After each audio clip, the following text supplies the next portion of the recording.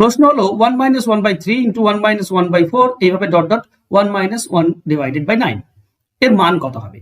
এই ধরনের অঙ্কের ক্ষেত্রে শর্টকাট নিয়ম আছে। তার আগে বলি, যদি তুমি করতে চাও এটাকে, তো প্রথমটা দেখো লসাগু করে দিলে 3 লসাগু হবে, 3 থেকে 1 বিয়োগ মানে উপরে 2 হবে। তারপরেরটা নিচে 4 আছে, উপরে 1 কম হবে মানে 3 হবে। মানে উপরে দেখো 1 কম হচ্ছে, এটা 5, তো উপরে 4 হবে। লাস্টেরটা নিচে 9 আছে মানে উপরে 8 হবে। এবার খেয়াল করো, এই দুটি যদি নাও তো এটার সঙ্গে উপরটা কাটছে, আরো এক ঘর যদি নাও তো এটার সঙ্গে উপরটা কাটবে, মানে লাস্ট ঘর যদি নাও তো এটার আগের সঙ্গে এর উপরটা কাটবে। তো এর উপরে পড়ে থাকবে 2 আর এদিকে নিচে পড়ে থাকবে 9। তো 2/9 এটা হবে আমাদের উত্তর, অ্যান্সার হবে অপশন ডি। এবার এটা শর্টকাটে কিভাবে করতে হয়, এটা করার জন্য যদি মাইনাস থাকে তো প্রথম রাশিটাকে করতে হয় 3 আর উপরে পড়ে থাকবে 2, আর লাস্টের রাশিটাকে ভাঙতে হয় 9 লসাগু, উপরে পড়ে থাকবে 8।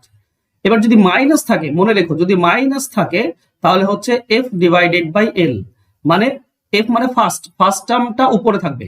ফার্স্ট টার্ম মানে এই যে ফার্স্ট টার্ম দেখছো এর উপরটা উপরে থাকবে মানে 2, আর নিচে l আছে, তো এই যে লাস্ট টার্ম এটা l নিচে আছে মানে নিচেরটা নেবে মানে 9। বাস এইটুকু করলেই অ্যান্সার হয় 2/9। অ্যান্সার হবে অপশন ডি। আশা করছি বুঝতে পেরেছো। ভালো লাগলে অবশ্যই লাইক কমেন্ট শেয়ার করে দিও। ধন্যবাদ।